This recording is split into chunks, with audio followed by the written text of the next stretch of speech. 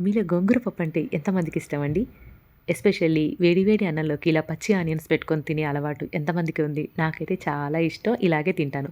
Nizam biscuit అదేనండి జొన్న రొట్టెలకు కూడా కాంబినేషన్‌గా బావుంటుంది.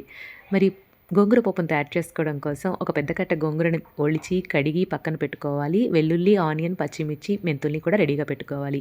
ఈ గ్లాస్‌తో 2 గ్లాసుల కందిపప్పుని కుక్కర్‌లోకి వేసి కడిగి, పెద్ద గ్లాస్‌తో 2 గ్లాసుల వాటర్ ఇందులోకి వేసేసి, కొద్దిగా పసుపుని, పచ్చిమిర్చిని, అలాగే ఇందాక చెప్పాను కదా! వెల్లుల్లిని, మెంతుల్ని, ఆనియన్స్‌ని కూడా వేసేసుకొని, గోంగూరని ఒక బౌల్‌లో పెట్టి ఇందులోకి పెట్టాలి. పైన ఒక మూతను మూసేయాలనమాట గోంగూర బౌల్‌కి. ప్రెషర్ కుక్ చేసుకోవాలి. ఒక 3, 4 విజిల్స్ వచ్చేదాకా.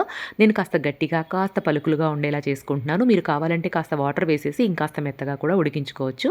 ఇప్పుడు ఇందులోకి రుచికి సరిపడినంత ఉప్పు, 1½ టేబుల్ స్పూన్ ధనియాల పొడి, ఒక గరిటెడు పచ్చి నూనెని వేసి ఒక 5 నిమిషాల పాటు ఉడికించి పప్పు గుత్తితో వెనుపుకున్నట్లయితే కనుక టేస్టీ పప్పు తయారైపోతుంది.